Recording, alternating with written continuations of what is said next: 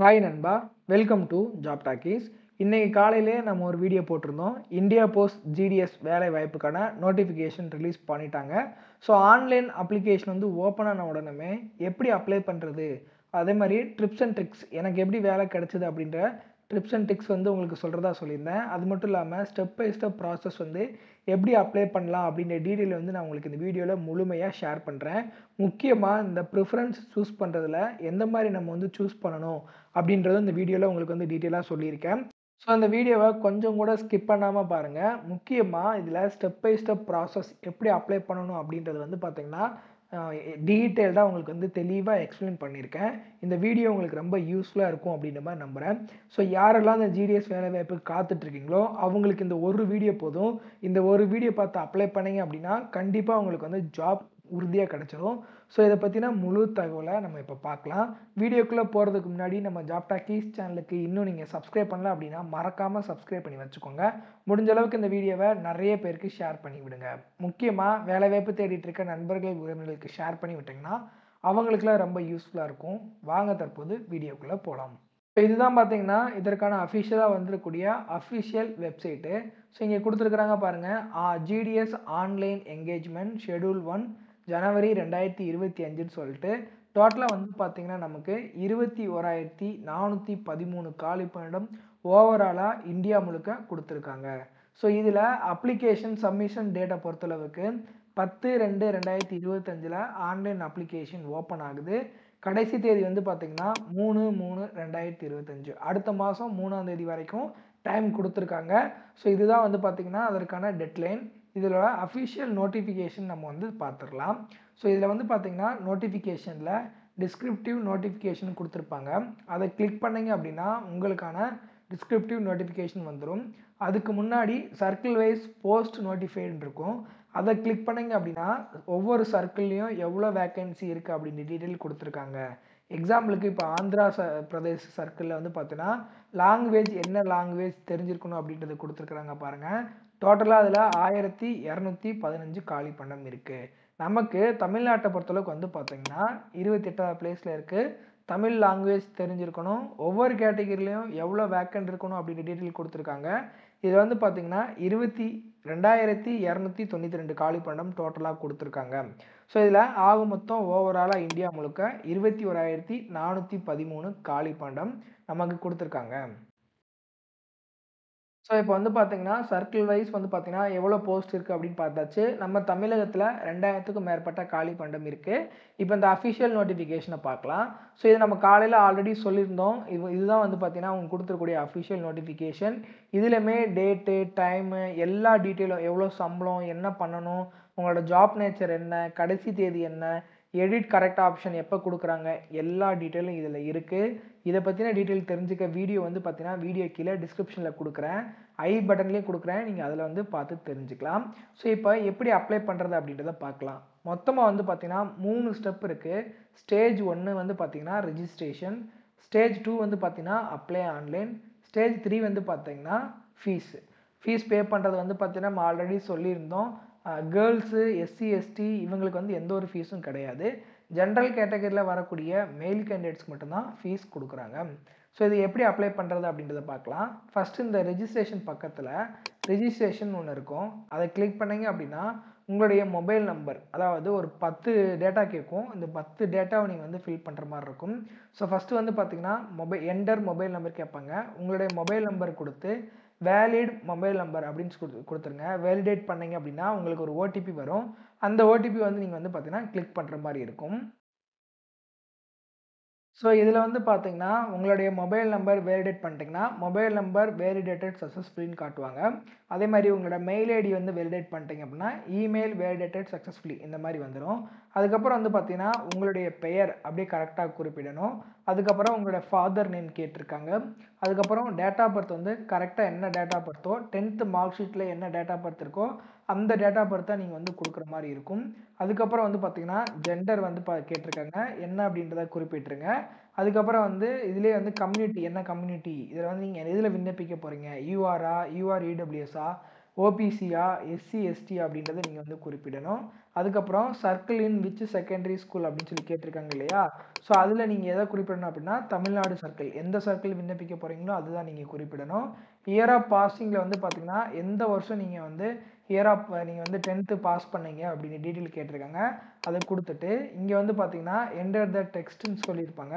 இங்கே என்ன கேப்ச்சா தெரியுதோ அந்த கேப்ச்சாவை இங்கே நீங்கள் போட்டுட்டு சப்மிட் கொடுத்தீங்கன்னா போதும்.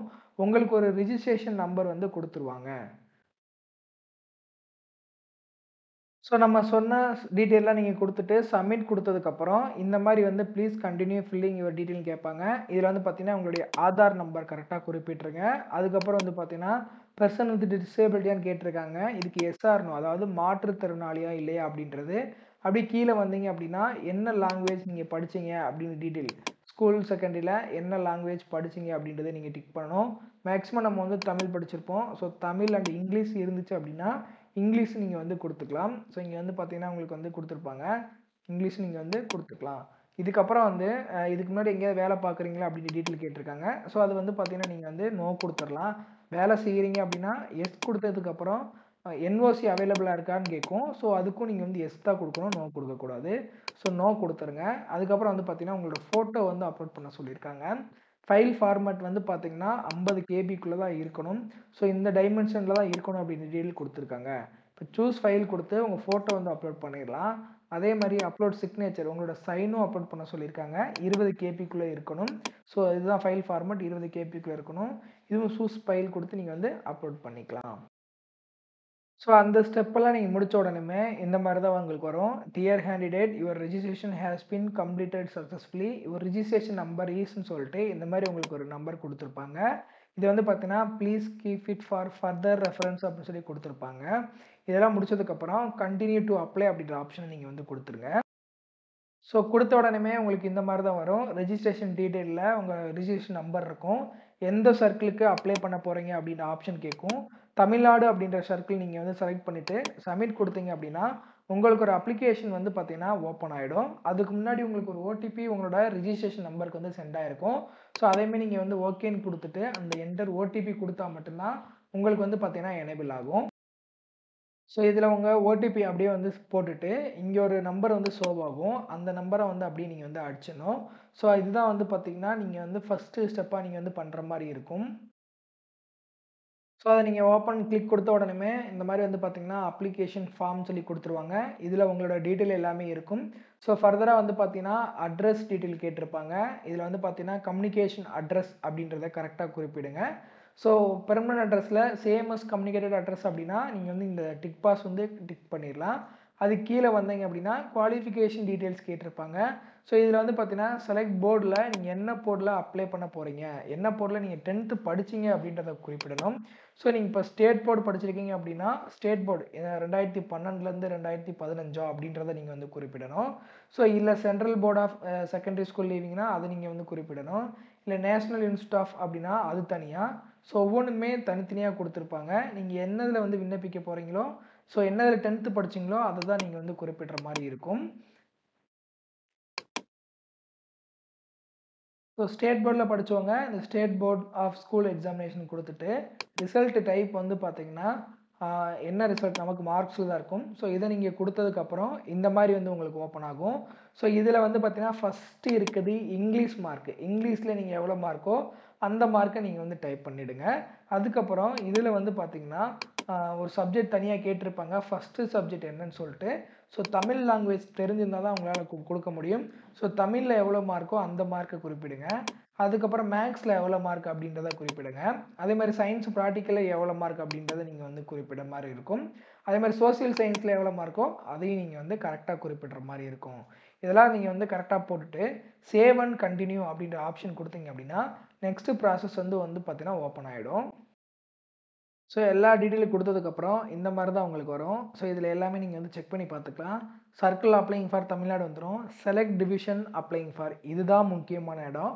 ஸோ இதில் என்ன டிவிஷனுக்கு நீங்கள் விண்ணப்பிக்க போகிறீங்க அப்படின்றத முதலே நீங்கள் வந்து சூஸ் பண்ணி வச்சுக்கணும். அதை எப்படி சூஸ் பண்ணுறது அப்படின்றத பார்க்கலாம். ஸோ ஃபஸ்ட்டு அஃபிஷியலான வெப்சைட்டுக்குள்ளே வந்துடுங்க. இங்கே வந்து பார்த்தீங்கன்னா நம்ம டிவிஷனில் என்னென்ன வேக்கன்ட் இருக்குது அப்படின்றத பார்க்குறதுக்கு ஃபஸ்ட்டு தமிழ்நாடு ஸோ கிளிக் பண்ண உடனேமே உங்களுக்கு இந்த மாதிரி தான் வரும். தமிழ்நாடு அப்படின்றத செலக்ட் பண்ணிவிட்டு, ஸோ இதில் எல்லா டிவிஷனோட பேருமே இங்கே கொடுத்துருப்பாங்க. கீழே செலக்ட் டிவிஷன் பக்கத்தில் வந்து பார்த்தீங்கன்னா இந்த மாதிரி இருக்கும். இப்போ எக்ஸாம்பிளுக்கு நீங்கள் கோயம்புத்தூரில் இருக்கக்கூடிய டிவிஷன் தெரிஞ்சுக்கணும் அப்படின்னா, கோயம்புத்தூர் அப்படின்றத கிளிக் பண்ணி வியூ போஸ்ட் அப்படின்னு கொடுத்தீங்கன்னா, கோயம்புத்தூரில் என்னென்னலாம் வேக்கண்ட் இருக்கோ எல்லா வேக்கண்ட்டும் இதில் வரும். ஸோ இதில் நீங்கள் என்ன கேட்டகரியில் இருக்கீங்க, யூஆரா, இடபிள்யூஎஸ்ஸா, ஓபிசியா, எஸ்சி எஸ்டியா அப்படின்றத நீங்கள் வந்து செலக்ட் பண்ணி பார்த்துக்கணும். ஸோ இதில் உங்களுக்கு தெரிஞ்ச இப்போ நீங்கள் கோயம்புத்தூர்லேருந்து விண்ணப்பிக்கிறீங்க அப்படின்னா ஓரளவுக்கு அந்த ஊரை பற்றி தெரிஞ்சிருக்கும். ஸோ இப்போ ஊரில் இருக்கக்கூடிய அந்த வேக்கண்ட்டை நீங்கள் வந்து பிரிச்சுக்கணும் உங்கள் கேட்டகரியில். எக்ஸாம்பிளுக்கு வந்து பார்த்தீங்கன்னா ஓபிசியில் வருது அப்படின்னா ஃபஸ்ட்டு வந்து பார்த்தீங்கன்னா பாரதியார் யூனிவர்சிட்டி ஓபிசி அப்படின்றத எழுதி வச்சுக்கோங்க. அதுக்கப்புறம் வந்து பார்த்தீங்கன்னா போடிப்பாளையம், செட்டிப்பாளையம், ஸோ இது எல்லாமே ஓபிசியில் இருக்குது. ஓபிசிலையுமே வந்து பார்த்தீங்கன்னா பிபிஎம் தனியாக, ஏபிபிஎம் தனியாக நீங்கள் வந்து பிரித்து எழுதி வச்சுக்கோங்க. ஸோ இந்த மாதிரி உங்கள் லிஸ்ட்டில் இருக்கக்கூடிய எல்லாமே நீங்கள் வந்து பார்த்தீங்கன்னா இதில் வந்து தனித்தனியாக பிரித்து எழுதி வச்சுட்டு, இதில் உங்கள் வீட்டு பக்கத்தில் இருக்கக்கூடிய ஏரியா எது ஃபஸ்ட்டு வருது அப்படின்றத பார்த்து அதை நீங்கள் ஃபஸ்ட்டு ப்ரிஃபரன்ஸில் கொடுத்தீங்கன்னா போதும். ஸோ இதில் அப்படி தான் நம்ம வந்து அப்ளை பண்ண போகிறோம். ஸோ டேரெக்டாக வந்தீங்க அப்படின்னா ப்ரிஃபரன்ஸ் இருக்கும். செலக்ட் டிவிஷனில் போயிட்டு இப்போ நான் எக்ஸாம்பிளுக்கு வந்து பார்த்தீங்கன்னா மதுரை டிவிஷன் அப்படின்றத வந்து பார்த்தீங்கன்னா நான் வந்து அப்ளை பண்ணி காட்டுறேன். ஸோ மதுரை நான் கொடுத்ததுக்கப்புறம் கீழே வந்து பார்த்தீங்கன்னா மதுரையில் இருக்கக்கூடிய எல்லா பிளேஸும் எனக்கு வந்து காமிச்சிரும். ஸோ இதில் வந்து பார்த்தீங்கன்னா 1, 2, 3 அப்படின்னு சொல்லிட்டு 3 பேஜில் இருக்கும். ஸோ இப்போ நான் எக்ஸாம்பிளுக்கு வந்து பார்த்தீங்கன்னா என்னோட கேட்டகரியில் இருக்கக்கூடிய எல்லாமே இதில் காட்டும். ஸோ ஃபஸ்ட்டு வந்து பார்த்தீங்கன்னா நான் வந்து ஓபிசியா இல்லை இடபிள்யூஎஸ்ஸா அப்படின்றத வந்து செலக்ட் பண்ணுறேன். ஸோ நான் இடபிள்யூஎஸ்ல இருக்கீங்க அப்படின்னா இடபிள்யூஎஸ்ல ஃபஸ்ட்டு வந்து பார்த்தீங்கன்னா பிபிஎம் இருக்கிறத 1 அப்படின்ட்டு நான் வந்து ஃபிக்ஸ் பண்ணுறேன். அந்த மாதிரி வந்து பார்த்தீங்கன்னா 1, 2, 3, 4, 5ன்னு சொல்லிட்டு நீங்கள் நம்பர் வந்து லைனாக கொடுக்குற மாதிரி இருக்கும். ஸோ உங்களுக்கு தெரிஞ்ச ஆஃபீஸ் வந்து பார்த்தீங்கன்னா ஃபஸ்ட்டு ப்ளேஸில் கொடுங்க. அதுக்கடுத்து இருக்கக்கூடிய ஆஃபீஸ் எல்லாமே வந்து பார்த்தீங்கன்னா நீங்கள் வந்து பார்த்தீங்கன்னா அடுத்தடுத்த ப்ளேஸில் நீங்கள் வந்து கொடுத்துற மாதிரி இருக்கும். எல்லா ப்ளேஸ்க்கும் நீங்கள் வந்து இப்போ 22 இடம் காட்டுதுன்னா 22 இடத்துக்குமே நீங்கள் வந்து கொடுத்து தான் ஆகணும்.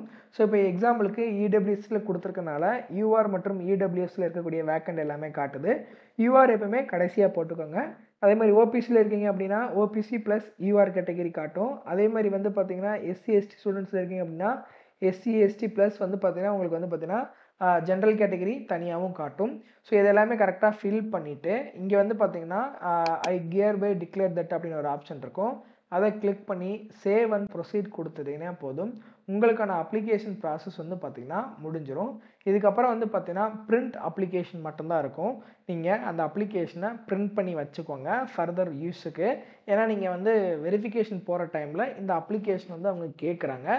ஸோ இதில் ஃபீஸ் பே பண்ணணுமா அப்படின்னு கேட்டிங்கன்னா ஜென்ரல் கேட்டகரியில் வரக்கூடிய மெயில் கேண்டிடேட்ஸ் மட்டும் நீங்கள் வந்து பார்த்திங்கன்னா ₹100 வந்து ஃபீஸ் பே பண்ணுற மாதிரி இருக்கும். மற்ற யாருக்கும் எந்த ஒரு ஃபீஸும் கிடையாது.